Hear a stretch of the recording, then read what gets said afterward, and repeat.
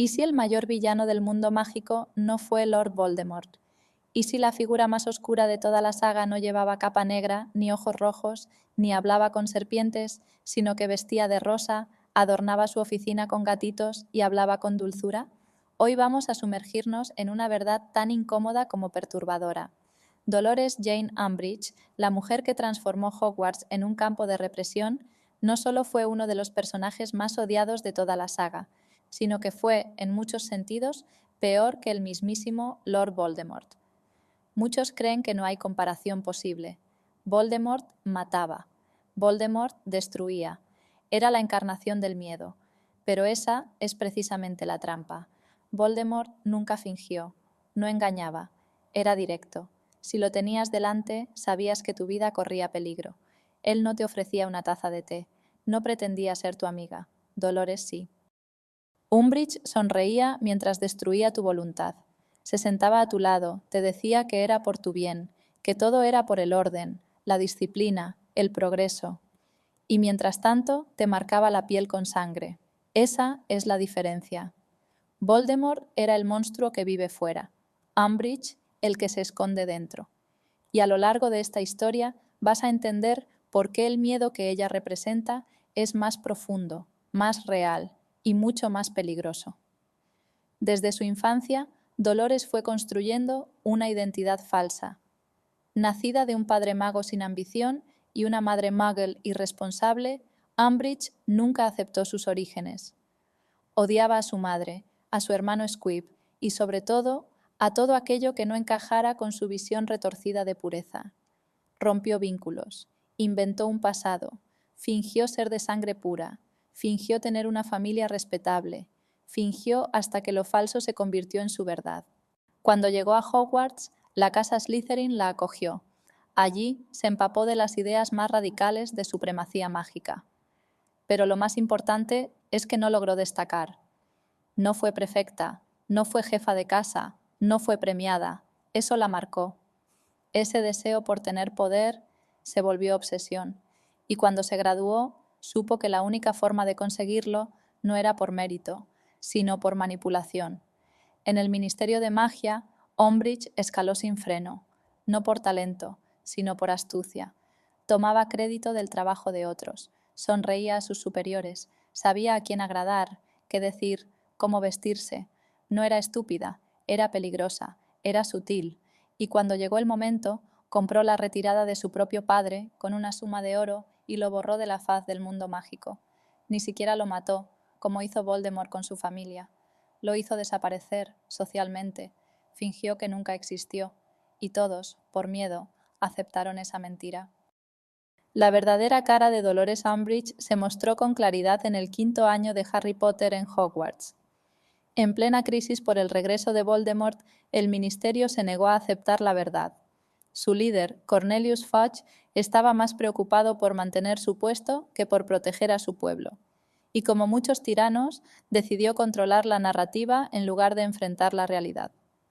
¿Cómo? Controlando los medios. Y después, controlando la educación. Aquí es donde entra Umbridge. Fue enviada por el ministerio para asegurar que los estudiantes de Hogwarts no aprendieran cosas indebidas, pero eso era solo una excusa. Su verdadero objetivo era controlar lo que pensaban, lo que sabían, lo que recordaban, porque quien controla la educación, controla el futuro. La llegada de Umbridge fue el inicio de una pesadilla. Eliminó el pensamiento crítico, sustituyó la práctica por teoría inútil, castigó a quienes hacían preguntas, prohibió hechizos defensivos. En resumen, convirtió a los estudiantes en presas indefensas ante el verdadero enemigo que se avecinaba, Voldemort. Pero su poder no se detuvo ahí. Usando decretos del ministerio, fue acumulando autoridad. Se convirtió en inquisidora, luego en directora, y con cada nuevo título el miedo crecía.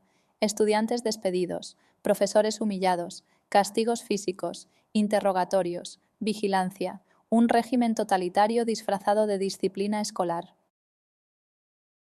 Y entonces ocurrió una de las escenas más espeluznantes de toda la saga. Harry fue obligado a escribir líneas en su despacho. No debo decir mentiras, pero no con tinta, con su propia sangre. Cada palabra que escribía con la pluma mágica de Umbridge quedaba grabada en su piel, una cicatriz, un recordatorio de hasta dónde podía llegar el abuso, cuando el poder no tiene límites. Umbridge no gritó, no lo golpeó, no alzó la varita, solo lo miró, sonrió y disfrutó. Esto no era un castigo, era tortura, pero más aún era una advertencia, a todos. Así es lo que les espera a quienes no obedecen. Y sin embargo, eso no fue lo más aterrador, porque en plena Segunda Guerra Mágica, cuando Voldemort ya había tomado el ministerio y comenzaban las purgas contra los nacidos muggles, Umbridge se convirtió en una pieza clave del régimen. Fue nombrada jefa de la Comisión de Registro de Nacidos Muggle, y desde ahí envió a decenas, quizás cientos, de inocentes a Azkaban. Su acusación era absurda, que esos magos le habían robado la magia a los de sangre pura. Una mentira, pero repetida una y otra vez, con sellos oficiales, con informes falsos, con juicios manipulados, se convirtió en verdad. Y aquí ocurre algo aún más perturbador. Durante uno de esos juicios, mientras condenaba a una mujer inocente, Umbridge conjuró un Patronus, un encantamiento que solo puede ser invocado por quienes sienten verdadera felicidad. Y ella lo hizo, sin esfuerzo, con naturalidad. ¿Qué significa eso? Que su fuente de felicidad era el sufrimiento ajeno, que su recuerdo feliz era el poder, era el control, era ver a los otros arrodillarse. Voldemort jamás pudo conjurar un Patronus. Su alma estaba demasiado rota, pero Umbridge sí, y eso la hace aún más peligrosa, porque no era un monstruo por accidente, era un monstruo funcional, social, aceptado. Mientras Voldemort era rechazado por el mundo, a Umbridge le dieron un despacho, un escritorio, un presupuesto. Mientras Voldemort vivía en las sombras, a Umbridge la saludaban en los pasillos. Y eso es lo que más miedo da. Que su mal no era producto de la guerra, ni de la locura, ni del dolor. Era producto de la burocracia, de la indiferencia, de un sistema que no solo la toleraba, sino que la promovía. Y aunque al final fue juzgada por sus crímenes, durante años fue intocable. Intocable, no porque fuera más poderosa, sino porque su poder era real, legal, limpio, porque su varita no lanzaba habadas, sino órdenes. Y es aquí donde tenemos que preguntarnos algo importante. ¿Qué es peor? ¿El enemigo que ataca de frente o el que te abraza mientras te envenena? Umbridge representa un tipo de mal que todos hemos visto. En la escuela, en el trabajo, en la política. No el mal violento, sino el mal institucional, el que se esconde detrás de una sonrisa, el que castiga sin levantar la voz, el que controla tu mente, antes de tocar tu cuerpo. Ese es el tipo de mal que más se repite en la historia del mundo real, porque los Voldemorts son pocos, pero las Umbridges están en todas partes. Por eso, cuando vemos su figura vestida de rosa, no solo sentimos rechazo, sentimos rabia, impotencia, porque no es una amenaza fantasiosa, es real, es cercana y lo sabemos. Entonces, ¿quién fue peor? ¿Voldemort, que perseguía la inmortalidad a cualquier costo? ¿O Umbridge, que destruyó almas con una sonrisa y se sintió feliz al hacerlo? ¿Voldemort, que fue creado por el abandono?